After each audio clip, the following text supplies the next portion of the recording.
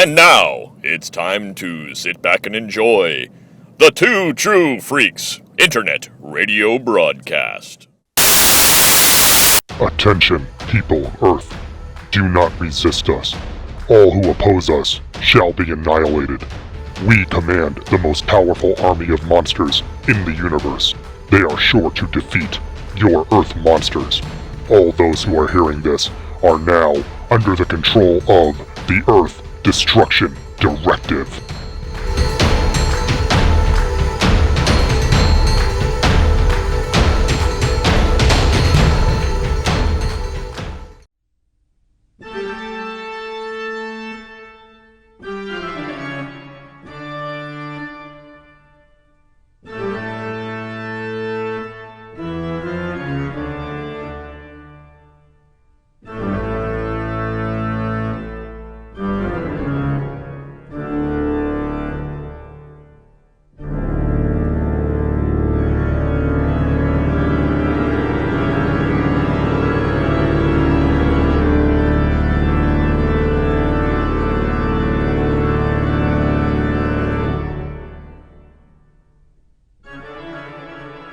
Everyone, and happy Halloween! Welcome to Earth Destruction Directive, and it is a very special Gaiden Halloween episode this time out. We're not going to be taking a look at the normal roundup of Japanese giant monsters. We've got a different Japanese monster to take a look at today because we're going to be taking a look at the second of Toho's Bloodthirsty Trilogy, Lake of Dracula. That's right, it's that time of year, it's October. All the ghosts and goblins start coming out on the 31st, and we're going to be taking part here today with our special Gaiden episode. So, Lake of Dracula, whose Japanese title is Noroi no Yakata Chi Osu Mi, literally Cursed Manor, the Blood-Sucking Eyes, was released to Japanese theaters by Toho on June 16th, 1971. Hey, that's my birthday. A little early, but it's still my birthday. And then to American theaters in August of 1973. UPA later released a shortened English dub version of the film to television in the United States under the title The Lake of Dracula in 1980. This is the second entry in director Michio Yamamoto's Bloodthirsty Trilogy, following on from The Vampire Doll, which was from the previous year. Please go back and check out Gaiden episode 26 to hear about The Vampire Doll. Our writers, we have two credited writers. The first is Ei Ogawa, best known as a longtime writer for a detective series in Japan called Roar at the Sun, but also did write the other two films in this series, Vampire Doll, as I said, and then the next one, which is Evil of Dracula. And also wrote a pretty well-known, at least I've heard about it a few times, an ESP-themed thriller called Espy. And then amazingly, he also wrote Space Amoeba. We'll get to Space Amoeba eventually here. The other writer is Masaru Takasu. Has a few writing credits. He does also work on Evil of Dracula. But for context, for this show, Takasu wrote 4 episodes of Toho's Kyodai Hero series Zone Fighter, which was right around the same time, a little bit later than this. These special effects are by Teruyushi Nakano, who again goes uncredited. He's, at this point, was the head of the special effects department at Toho, well known for all of his work in the late 60s, early 70s into the 80s on various Toho films. Our director, as I said, is Michio Yamamoto. Between this film and its two trilogy mates, as had Vampire Doll and the Evil of Dracula, that's what he's probably best known for, but he was more of a thriller director and preferred to work in that genre, thriller and crime type stories. Amusingly, he directed the thriller in 1970 called Terror in the Streets, and that was actually released on a double feature with Vampire Doll. So I saw that last time on Vampire Doll, and I saw it again. It's like, that still cracks me up. It's like 2 Yamamotos for the price of 1 right there. Very good. Our producers, first up is Fumio Tanaka. Tanaka, no relation to Tomoyuki Tanaka, who we're going to talk about in a second. Tanaka actually started out as an assistant producer at Toho in the mid-60s, had a background as a horror and fantasy novelist before getting into film, moved into the full production role by 1969. What's interesting talking about the connections with Eogawa is that besides these films, Fumio Tanaka also produced Espy and produced Space Amoeba. So that was kind of the crew that he liked to work with. Also the producer on War in Space. So shout out to Jimmy from NASA, the War in Space. Tomoyuki Tanaka, hard to make a Toho movie in this era without mentioning him. The longtime producer at Toho, pretty much had something to do with all of their genre efforts from the start of the Showa period right up until he passed away in 1997. So unsurprising, always kind of like traditional to see Tomoyuki Tanaka involved here. All right, so our synopsis today comes from Wikizilla. It's been broadly adapted. That synopsis is very detailed, so I'm going to smooth line it a little bit. And so our story goes a little something like this. 5-year-old Akiko Kashiwagi is playing with a group of her friends by the ocean in a harbor town on the Noto Peninsula of Japan.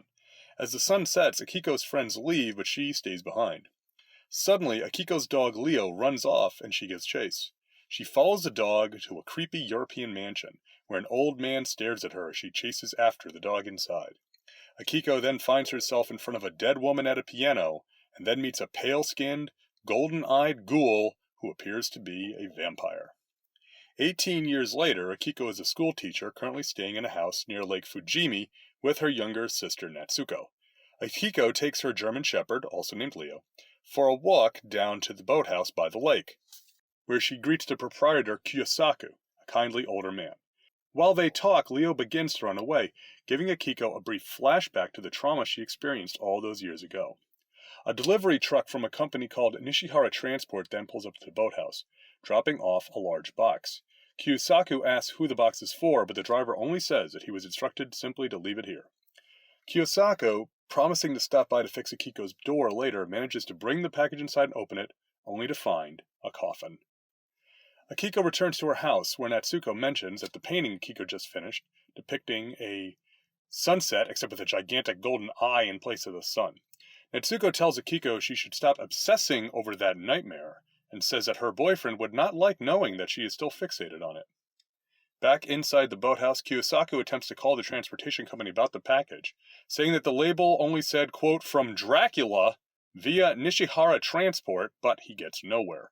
He walks back to the coffin and opens it, finding it empty. Just then, he is grabbed from behind and attacked by a mysterious man. That night, Akiko's boyfriend, Takashi Seiki, a doctor at a nearby university hospital, visits her and Natsuko. As Takashi is leaving to work the night shift, Akiko says it is strange that Kiyosaku did not show up, and has Takashi drive her down to the boathouse. At the boathouse, she calls out for Kiyosaku, only to see a man slowly begin to enter the room.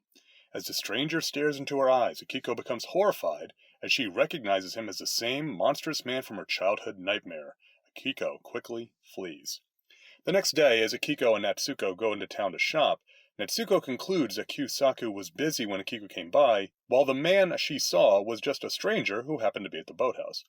Akiko calls Takashi at the hospital and suggests they go out to dinner while she is in town, but just then Takashi is informed that he needs to stay at the hospital to see a new patient. The patient is a local farmer's teen daughter who had run away from home and was found on the side of the road near the lake. The unresponsive girl demonstrates no noticeable injuries save for 2 small puncture wounds on her neck. Takashi suggests that she be given a blood transfusion and says they will have to wait until she wakes up. Akiko and Natsuko return to the lake house but find that Leo is missing. Akiko wanders off to look for him, only to find Leo bloody and dead in a patch of grass. As Akiko kneels over her dead pet, Kiyosaku approaches her from behind, violently attacking her and bringing her to the boathouse. Kiyosaku sets Akiko down on the table, and a mysterious man approaches her. However, both men vanish when 2 fishermen happen to arrive at the boathouse. At the hospital, the girl awakens and walks out of her room. Takashi overhears the commotion and sees the girl walk out of the hospital and begin descending an exterior stairwell, with the shadowy man from the boathouse waiting for her down the street. A security guard tries to chase the girl, but she falls over the railing to her death on the street below. When Akiko returns home, she finds no sign of Natsuko, and the door in the kitchen, leading to the outside, swinging open wide. Akiko calls Takashi in a panic, explaining about Leo and that Kiyosaku tried to rape her, but Natsuko suddenly grabs her hand. Natsuko convinces Takashi over the phone that everything is fine, and Takashi tells them that he will be over in the morning. When Akiko explained what has happened to her sister, she is strangely unconcerned and promptly walks upstairs, leaving Akiko confused. That night, Akiko is unable to sleep and looks out her bedroom window, only to see Natsuko wandering in the woods. Akiko runs outside and chases after her. Akiko finally gives up and returns to the house, while Natsuko walks down to the beach and meets a shadowy man from the boathouse. She embraces him, after which he bites down on her neck with his fangs. The next morning, Takashi arrives at the house to find Akiko visibly disturbed. Akiko asks Natsuki why she left the house, but Natsuko denies doing so. Akiko and Takashi go to the boathouse to confront Kiyosaku, but he claims to have no memory about attacking her. She asks who the man was that she saw in the boathouse, but he only replies that it is his master. Akiko and Takashi then return to the house, where Takashi manages to fix the door. He tells Akiko she will be safe, and that he will stay with her all night. The phone then rings with Natsuko answering it. She tells Takashi that the hospital called and wants him to work the night shift urgently. Takashi says he will stay with Akiko anyway, but she insists that she will be fine and urges him to leave as a storm is coming.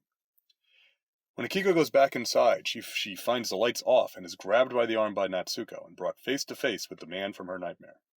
The man compliments Akiko's painting, particularly admiring the fear shown by the painter. Natsuko mocks Akiko, saying that their parents always loved her more, but now she would no longer be living in her shadow.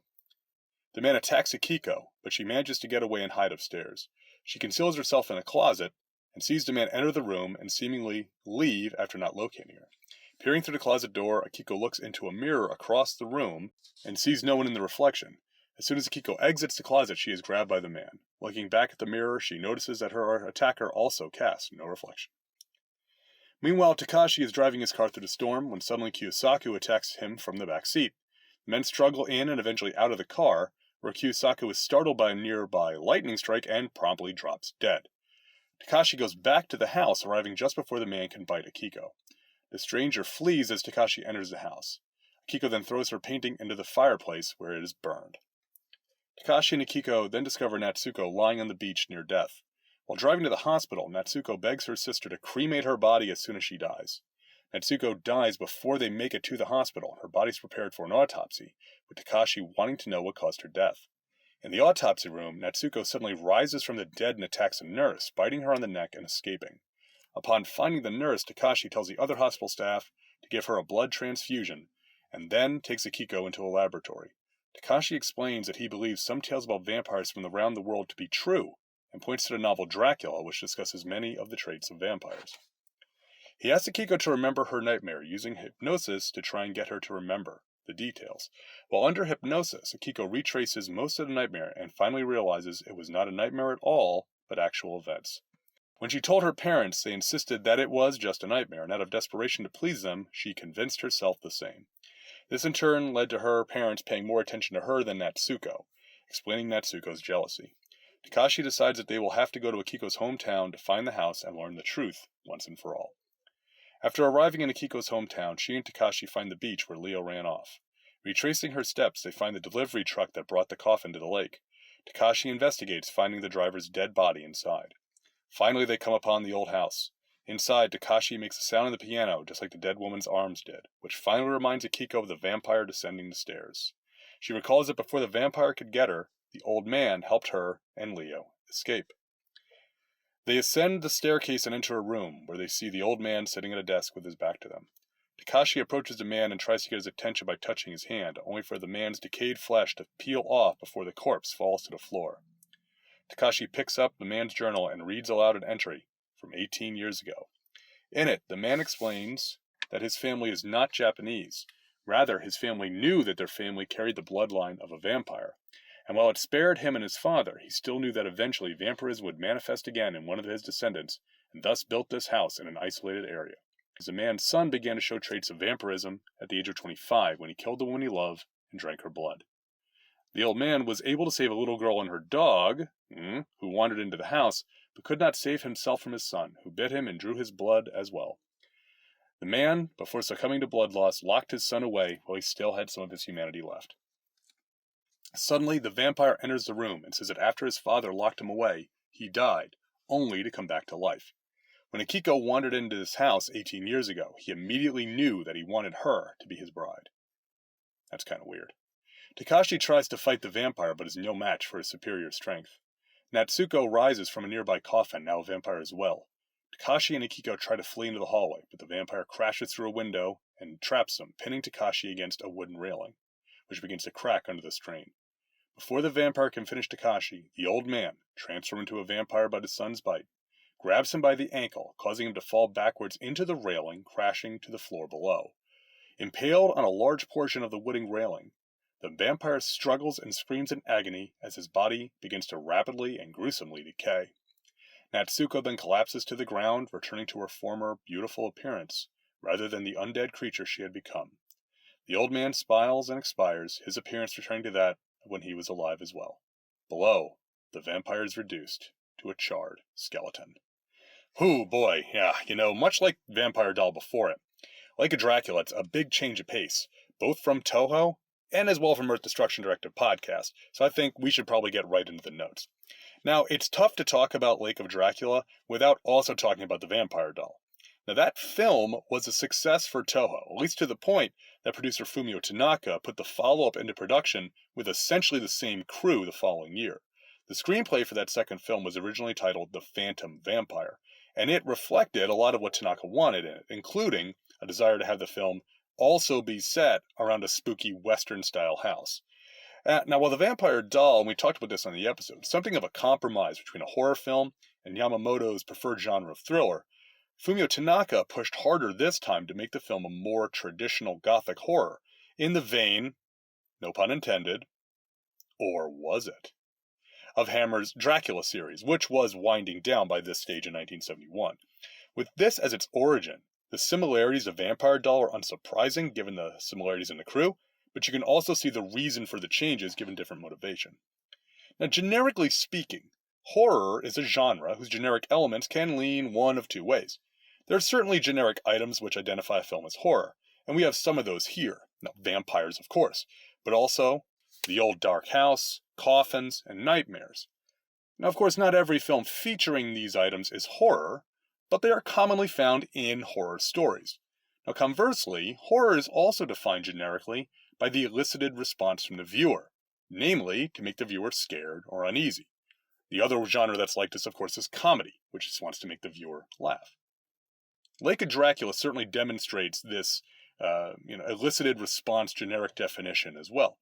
Given when it was made, the film is not really packed with jump scares or body horror, although the scene with the vampire's father's hand literally falling apart as Takashi pulls on his arm is certainly horrific, no doubt there, but there are scary images and choices that are made which push that way.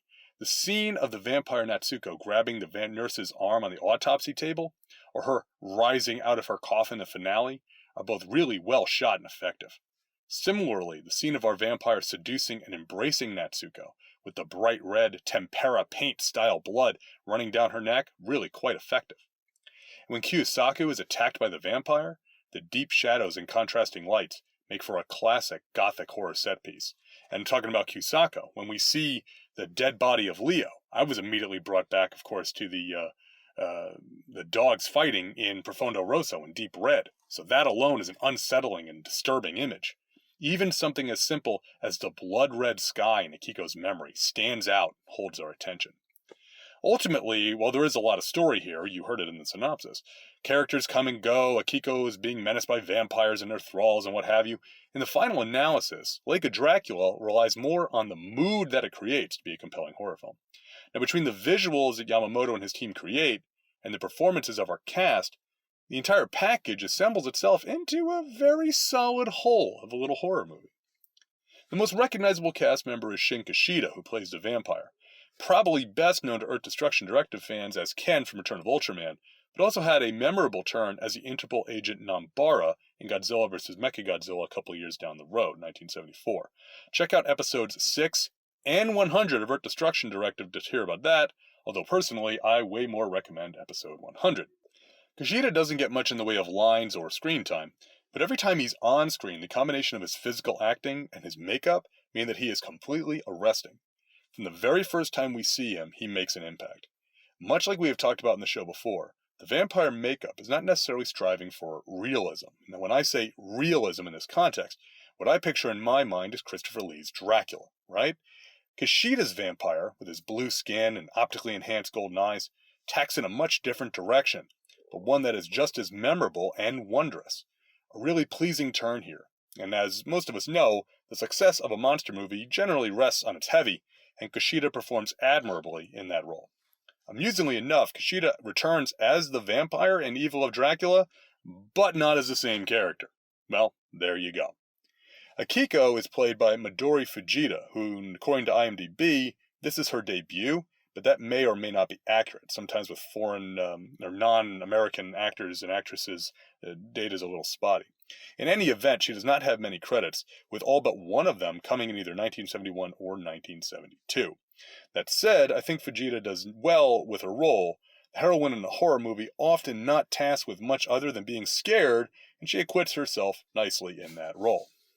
I must say that Fujita does not have as much of a range of expressions as Keiyo Matsuo, who played the heroine Keiko in Vampire Doll, although Fujita does get a few chances to shine, including the final reel with the vampire's father, and in fact that whole final reel in general. Takashi is played by Showa Takahashi, who looked vaguely familiar to me while I was watching the film, but I couldn't place him. It turns out that he played the character of Ryu in the series Starwolf. That's right, he's Rocky from Fugitive Alien and Star Force Fugitive Alien 2. Now, Takahashi has a lot of other credits, mix of TV and movies across a lot of genres. This looks to be his main horror credit. Takahashi here, he reminds me a lot of David Warbeck in The Beyond, the Lucio Fulci movie. The doctor who steadfastly refuses to accept the supernatural because he's a man of science, that kind of thing. Given that The Beyond is a personal favorite of mine, take this as a compliment. Sanae Ime plays Natsuko. Amazingly enough, she has even less credits than Midori Fujita, with only 2 other films before this one, for neither of which I could find any information, even a translated title.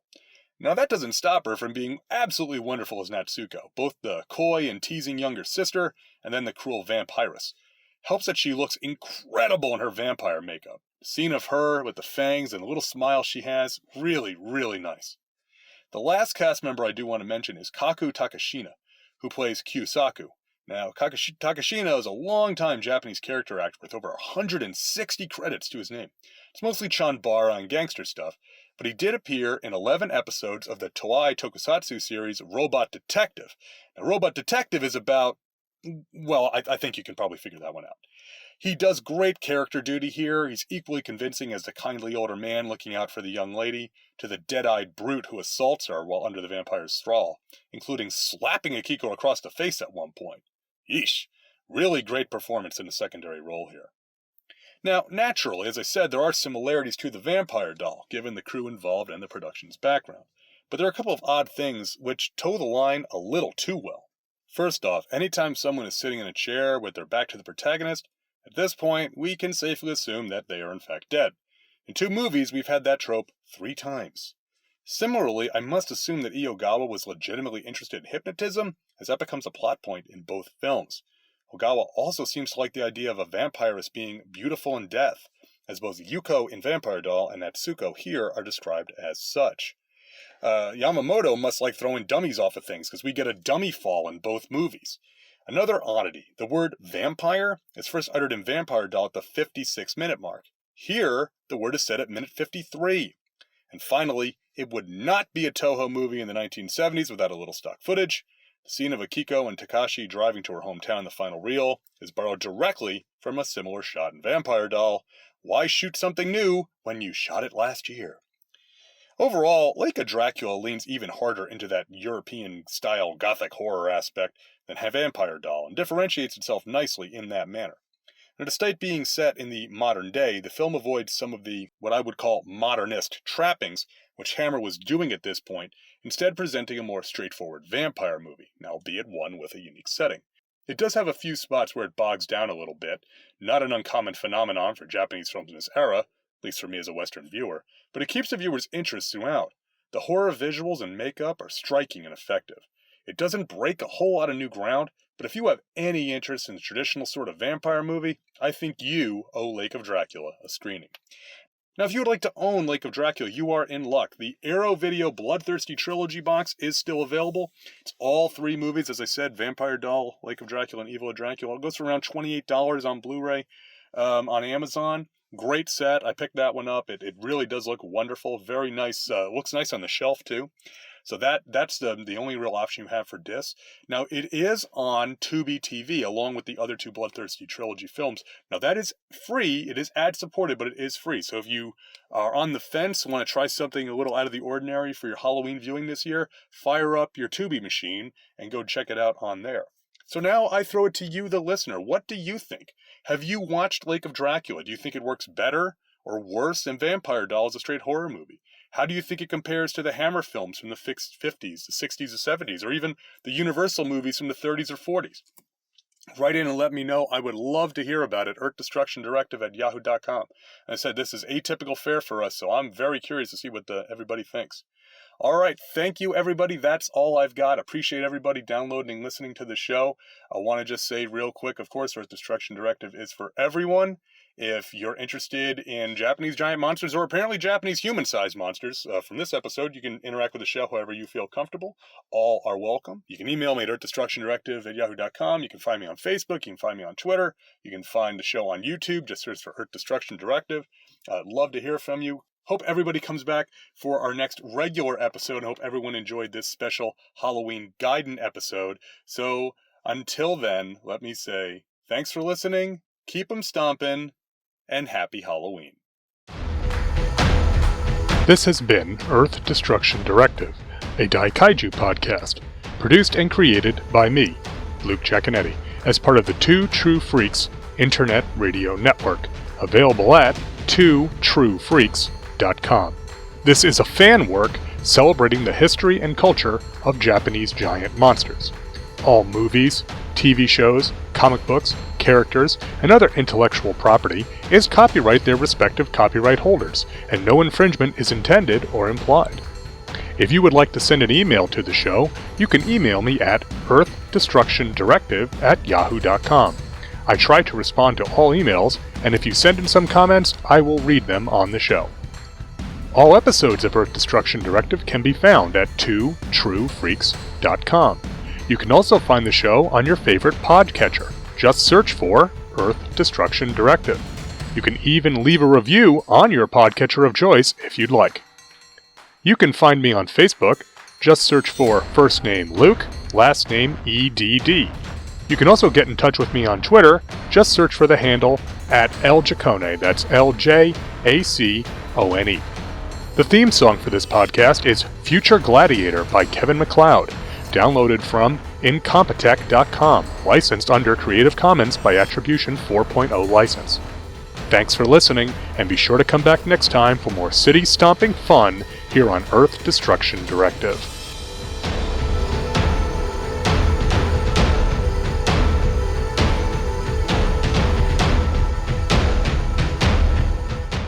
Tune in next time to hear the crusty old podcaster from Oklahoma say, "There's a WTF moment if I ever saw one.